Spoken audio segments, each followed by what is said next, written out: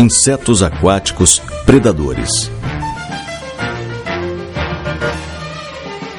Os igarapés, lagos e rios são extremamente importantes para a manutenção da vida na Terra. Embora esses ambientes pareçam simples, eles são muito complexos e dinâmicos, envolvendo diferentes tipos de relações entre os organismos que ali vivem e o ambiente no seu entorno, inclusive o terrestre. Uma das formas pela qual esses organismos se relacionam é pela alimentação.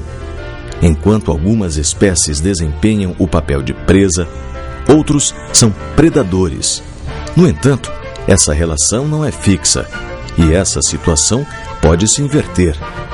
Esses organismos que se interrelacionam compõem uma teia alimentar.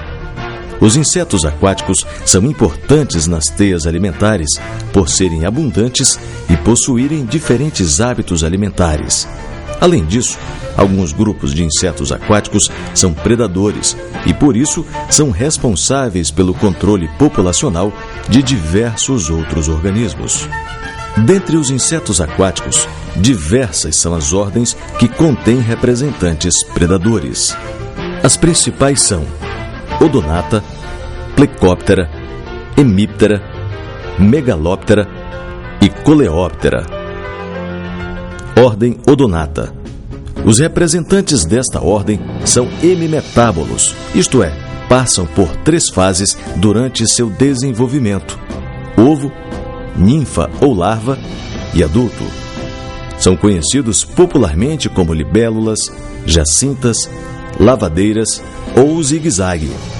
As ninfas podem ser encontradas em praticamente todos os tipos de ecossistemas aquáticos. Tanto as ninfas quanto os adultos são excelentes predadores e contêm diversas características que auxiliam na captura das presas.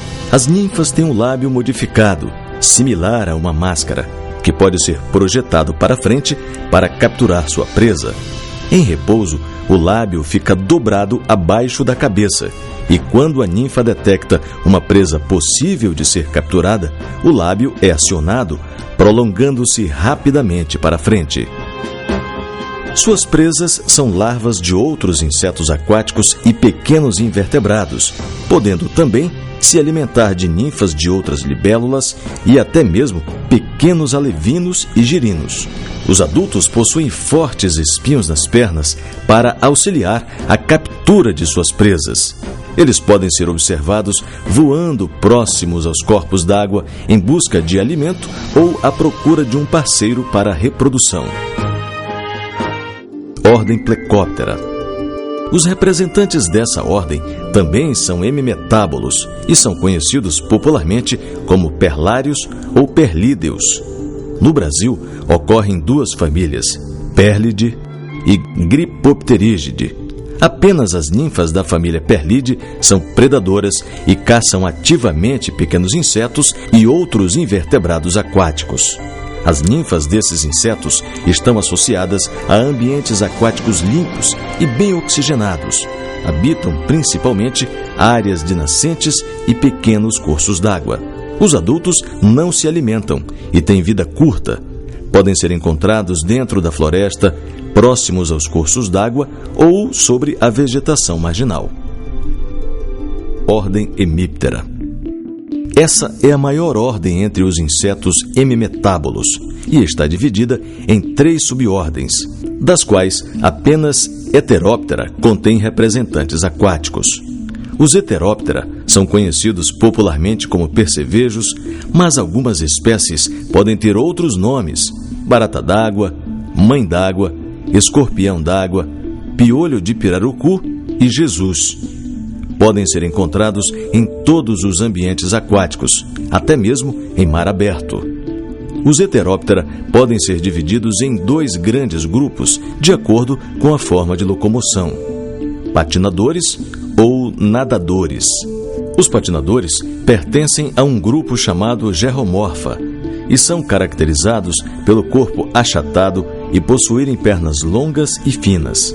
Eles são chamados de patinadores porque se locomovem deslizando sobre a superfície da água, onde capturam suas presas. Os nadadores pertencem ao grupo dos Nepomorpha. Possuem corpo mais robusto e têm pernas especializadas para nadar. Esse grupo está mais associado a lagos e lagoas, no entanto, podem ser encontrados também em igarapés e rios. Os nadadores são classificados como predadores de emboscada, pois se escondem entre as folhas e raízes da vegetação marginal, onde ficam à espera de suas presas. Ordem Megalóptera. Os representantes desta ordem são holometábolos, isto é, passam por 4 fases durante seu desenvolvimento: ovo, larva, pupa e adulto. Esse grupo de inseto é conhecido popularmente como lacraia d'água pelo fato de algumas espécies serem grandes e possuírem projeções laterais na região abdominal, que se assemelham às pernas de uma lacraia verdadeira. Apenas as larvas dessa ordem vivem na água. Os outros estágios de desenvolvimento são terrestres e podem ser encontrados próximos dos cursos d'água. As larvas podem ser encontradas em diferentes ambientes, mas geralmente preferem os locais com correnteza. Nessa ordem, existem espécies com larvas pequenas, medindo entre 2 e 3 centímetros de comprimento, até espécies com larvas muito grandes, que podem chegar a quase 10 centímetros. Assim como em Plecóptera, apenas as larvas de Megalóptera são predadoras, os adultos não se alimentam, pois esse estágio está voltado apenas para a reprodução. As larvas possuem aparelho bucal desenvolvido, robusto e com grandes mandíbulas. Predam outros insetos aquáticos, pequenos invertebrados e peixes. Podem se alimentar ainda de outras larvas de Megalóptera. Ordem Coleóptera. Os representantes dessa ordem também são holometábolos e conhecidos popularmente como besouros. Os besouros aquáticos podem ser encontrados em grande diversidade de ambientes. Alguns são predadores em pelo menos um de seus estágios de vida. Suas larvas caçam imaturos de outros insetos, pequenos invertebrados e até mesmo pequenos girinos e peixes. Dentre esses besouros, destacam-se as famílias Ditícide, Hidrofílide, Notéride e Girínide. Em muitos desses grupos, tanto as larvas quanto os adultos são predadores e têm diversas maneiras de se alimentar. Podem mergulhar para capturar suas presas, ser oportunistas e capturar insetos que caem na superfície da água. Outros grupos podem se alimentar de carcaças de animais e alguns se alimentam até de outros besouros. Os insetos predadores são fundamentais na manutenção dos ecossistemas aquáticos, porque controlam o número de indivíduos de suas presas. Isso é importante para manter o equilíbrio na natureza e permitir que todas as espécies sobrevivam em conjunto, sem esgotar o alimento e o espaço que elas necessitam.